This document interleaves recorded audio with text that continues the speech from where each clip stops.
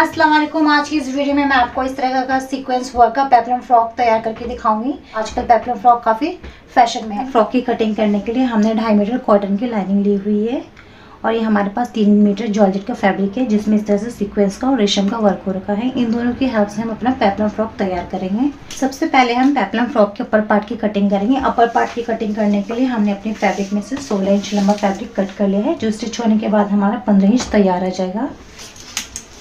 अब हम इसमें अपनी मार्किंग स्टार्ट करेंगे। सबसे पहले हम तीरे का निशान लगाएंगे। तीरा है हमारा 14 इंच, उसका हाफ होगा 7 इंच। आर्मोल की लेंथ भी हम 7 इंच रखेंगे। फिर इन दोनों निशानों को इस तरह से हम ज्वाइन कर देंगे। उसके बाद हम यहाँ पे चेस्ट का निशान लगाएंगे। चेस्ट है हमारी 37 इंच, 37 का 4th पार्ट होगा 7/9। यहाँ पे 7/9 पे निशान लगा देंगे। उसके बाद हम वेस्ट का निशान लगाएंगे। वेस्ट है हमारी 30 इंच, 30 का 4th पार्ट होगा 7.5। 1.5 इंच इसमें हम टक्स के लिए ऐड करेंगे और 1.5 इंच की फिर हम इसमें लूजिंग देंगे। फिर इन सभी निशानों को हम इस तरह से ज्वाइन कर देंगे। यहाँ पे भी हम 1.5 इंच लूजिंग के लिए एक्स्ट्रा लेंगे।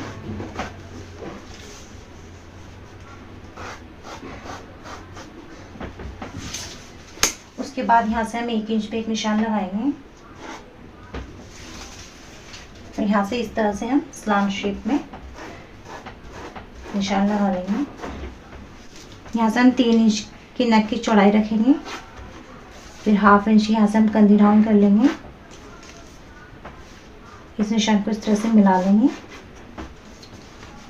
तब यहाँ से हम आर्मोल की शेप दे देंगे। अब हम इसकी कटिंग कर लेंगे। देखिए हमारे अपर पार्ट की कटिंग भी कंप्लीट हो चुकी है। अब हम इसकी हाफ से लाइनिंग की भी कटिंग कर लेंगे और फ्रंट पार्ट को लाइनिंग के साथ अलग कर लिया है। अभी हमारा फ्रंट पार्ट है, इसमें हम फ्रंट आर्मोल की कटिंग कर देंगे।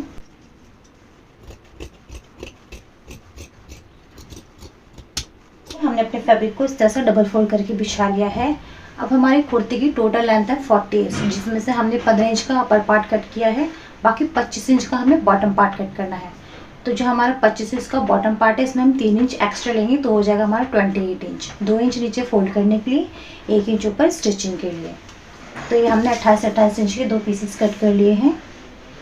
इन्हें हम यहाँ से अलग कर लेंगे। हमने अपने दोनों पीसेस को यहाँ से अलग कर लिया है। उसके बाद हम अपने किनारे वाली साइड आएंगे और यहाँ पे 1.5 इंच पे निशान लगाते हुए एक्स्ट्रा फैब्रिक को भी कट कर लेंगे, क्योंकि वरना तो हमारा सिलने के बाद सिंपल आएगा तो वो अच्छा लुक नहीं देता। इस वजह से हम दोनों साइड 1.5 इंच का मार्जिन रखते हुए एक्स्ट्रा प्लेन फैब्रिक की कटिंग कर लेंगे। सेम इसी तरह से हम उस साइड पे निशान लगा के एक्स्ट्रा फैब्रिक की कटिंग कर लेंगे। हमने दोनों साइड से एक्स्ट्रा फैब्रिक की कटिंग कर ली है। अब हम दोनों पीसेस को इस तरह से डबल फोल्ड कर लेंगे और इनके सेंटर में हम कट लगा लेंगे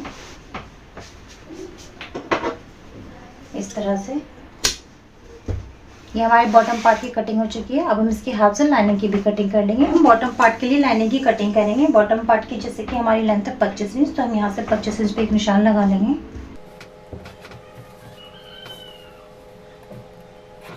इस निशान को हम इस तरह से सीधा कर लेंगे।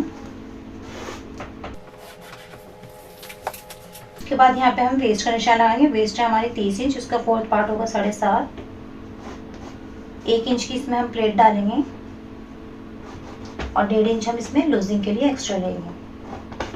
फिर से फट्टे के हाफ से हम इसे इस तरह से ज्वाइन कर देंगे। ये हमारी ए शेप वाली लाइनिंग होती है। इधर से कर्व शेप दे देंगे और अब हम इसकी कटिंग कर देंगे।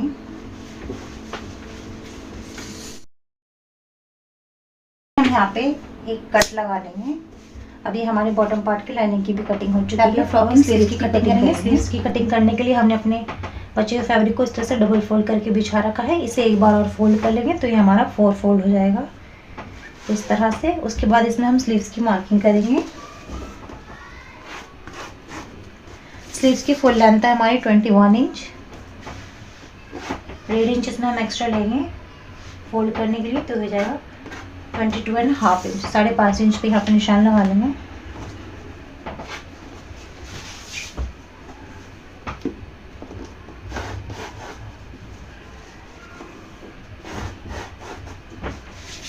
उसके बाद यहाँ से आर्म होल की लेंथ हम रखेंगे 8.5 इंच। यहाँ से हम 3 इंच पे निशान लगाएंगे। आर्म होल की गोलाई हमारी रहेगी 8 इंच। फिर यहाँ से हम आर्म होल की शेप दे देंगे।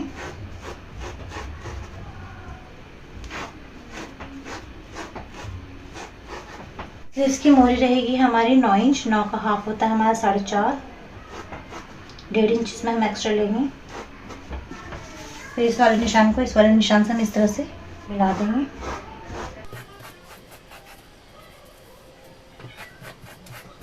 ये हमारी स्लीव्स की मार्किंग कंप्लीट हो चुकी है। अब हम इसकी कटिंग कर लेंगे। यहाँ पे फोल्ड करने के लिए हम कट लगा लेंगे। स्लीव्स के सेंटर में भी हम कट लगा लेंगे। आर्म होल की फिटिंग की यहाँ पे भी हमें कट लगा लेंगे। उसके बाद हम फ्रंट आर्म होल की भी कटिंग कर देंगे। हमारी स्लीव्स की कटिंग कंप्लीट हो चुकी है। अब इसके हेल्प से हम लाइनिंग की भी कटिंग कर लेंगे। अपर पार्ट को तैयार करेंगे। अपर पार्ट तैयार करने के लिए हमने लाइनिंग ले रखी है और ये हमारा फ्रंट वाला पार्ट है। इसे हम लाइनिंग के साथ रफ स्टिच कर लेंगे इस तरह से। सेम इसी तरह से हम बैक पार्ट को भी रफ स्टिच कर लेंगे। फ्रंट और बैक दोनों पार्ट्स में रफ स्टिच लगा लिए हैं लाइनिंग के साथ। अब हम अपने पार्ट्स में टक्स की मार्किंग करेंगे। टक्स की मार्किंग करने के लिए सबसे पहले हम सेंटर में इस तरह से निशान लगा लेंगे। उसके बाद इस सेंटर वाले निशान से हम 4-4 इंच पे दोनों साइड एक निशान लगा लेंगे इस तरह से। उसके बाद यहाँ से हम 1.25 इंच पे एक निशान लगाएंगे। उसके बाद ऊपर से हम 10 इंच पे एक निशान लगा लेंगे।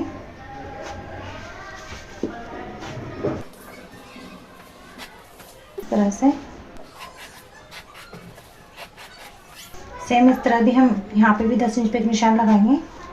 यहाँ से 4 इंच पे एक निशान लगाएंगे।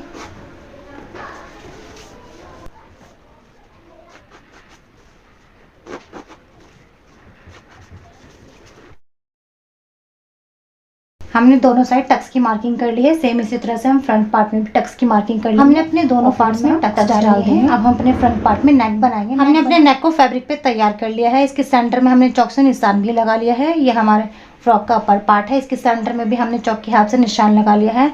अब हम अपने नेक को अपर पार्ट में अटैच करेंगे इस तरह से। तो पहले हम बीच में यहाँ पे एक रफ स्टिच लगा लेंगे। रफ स्टिच लगाने के बाद हम बुकरम के किनारे किनारे पे इस तरह से सिलाई लगा लेंगे। नेक को हमने फैब्रिक पे अटैच कर लिया है। अब एक एक पैर का मार्जिन छोड़ते हुए हम एक्स्ट्रा फैब्रिक की कटिंग कर देंगे इस तरह से। इस एक्स्ट्रा फैब्रिक की हम कटिंग कर लेंगे। एक्स्ट्रा फैब्रिक की हमने कटिंग कर दी और अपने नेक में हमने इस तरह से कट भी लगा लिए हैं। हम अपने नेक की पट्टी को इस तरह से उल्टी तरफ फोल्ड कर लेंगे। उसके बाद हम इस पे चाहें तो स्टिचिंग भी कर सकते हैं, आप चाहें तो इस पे तुरपाई भी कर सकते हैं। हमने अपने नेक पे सिलाई लगा ली है। अब हमारा फ्रंट पार्ट बिल्कुल तैयार हो चुका है। बैक पार्ट तैयार करने के लिए हमने अपनी कुर्ती का ये बैक पार्ट लिया है। इसे हम इस तरह से डबल फोल्ड कर लेंगे। अब इसमें अपना हम नेक कट कर लेंगे। नेक की चौड़ाई हम रखेंगे 3 इंच, लंबाई हम रखेंगे 4.5 इंच। अब हम इसमें राउंड शेप दे देंगे और इसकी कटिंग कर देंगे। बैक नेक की भी कटिंग कर ली है। पीस लेंगे, इसे इस तरह से डबल फोल्ड कर लेंगे और अपनी जो हमने अभी नेक कट किया था इसे इस तरह से रखते हुए एक निशान लगा लेंगे। फिर उसके बाद 1.5 इंच एक और निशान लगाएंगे इस तरह से। आप चाहे तो ये वाला नेक और ये भी पट्टी से भी बना सकते हैं। अब हम इसकी कटिंग कर देंगे। ये देखिए, ये हमारा बैक पार्ट है और ये हमारी नेक की पट्टी है बैक पार्ट के लिए जो हमने अभी कट की है। सबसे पहले हम अपनी नेक की पट्टी को इस तरह से फोल्ड करते हुए साइडों से स्टिच कर लेंगे। स्टिच करने के बाद इसे हम इस तरह से अपने बैक पार्ट के साथ एक एक पैर की सिलाई लगाते हुए नेक की पट्टी को अटैच कर लेंगे। हमने अपनी नेक की पट्टी अटैच कर ली है और इसमें कट भी लगा ली है। अब हम इसे अपनी नेक की पट्टी को बैक साइड की तरफ फोल्ड करते हुए इस पे नेक पे स्टिचिंग लगा लेंगे। हमारा बैक पार्ट बिल्कुल तैयार हो चुका है। हमारा फ्रंट पार्ट है। बैक और फ्रंट पार्ट को इस तरह से रखते हुए हम इन्हें शोल्डर की साइड से जॉइन कर लेंगे इस तरह से। इस तरह से अपने दोनों पार्ट्स को शोल्डर की साइड से जॉइन कर लिया है। अब हमारा अपर पार्ट बिल्कुल तैयार हो चुका है। बॉटम पार्ट तैयार करने के लिए हमने बॉटम पार्ट का एक पीस लिया हुआ है और इसे इस तरह से ओपन कर रखा है। हम अपने बॉटम पार्ट में यहाँ पे पूरे में एक रफ स्टिच लगा लेंगे। हमने पूरे में रफ स्टिच लगा ली है। अब हम अपने थ्रेड को खींचते हुए इस तरह से इसमें गैदर्स डाल लेंगे।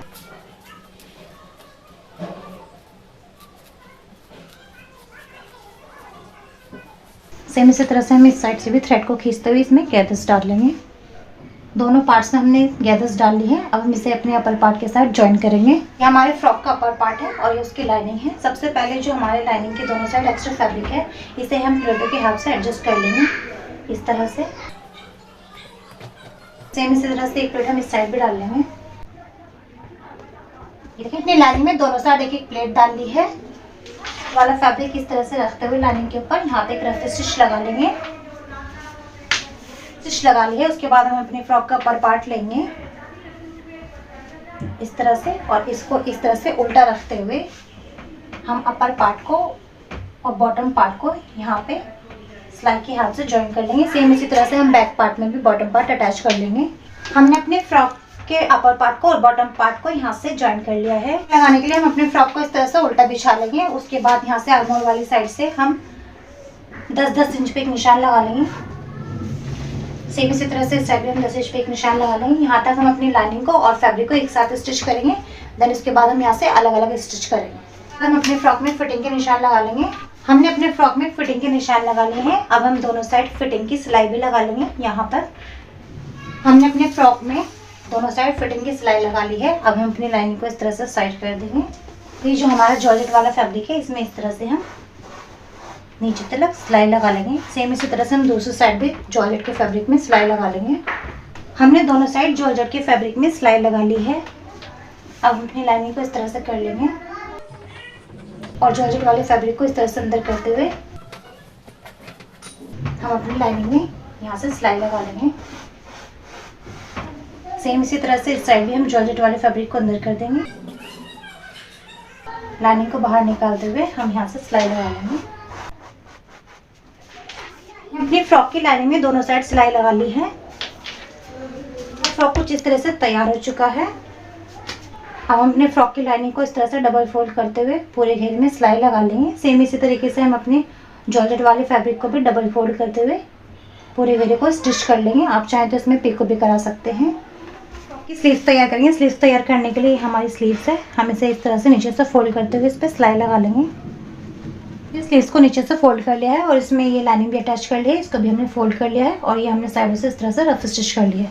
अब हम अपनी स्लीव्स की फिटिंग लगाएंगे। और ये है हमारी 9 इंच, 4.5 इंच निशान लगा देंगे और ये हमारा आर्महोल का कट लगा हुआ है। पीछे इस तरह से हम ज्वाइन कर देंगे। फिटिंग की सिलाई लगा लेंगे। सेम इसी तरह से हम दूसरी वाली स्लीव्स में भी फिटिंग की सिलाई लगा लेंगे। हमने दोनों स्लीव्स में फिटिंग लगा ली है। हमारी स्लीव्स कुछ इस तरह से तैयार हो चुकी है। अब हम अपनी स्लीव्स को फ्रॉक में अटैच कर लेंगे। घेरे को नीचे से भी स्टिच कर लिया है। अब हमारा पेप्लम फ्रॉक बिल्कुल तैयार हो चुका है। आपको वीडियो अच्छी लगी हो तो वीडियो को लाइक कीजिए, शेयर कीजिए और कमेंट करना वो मत भूलिएगा।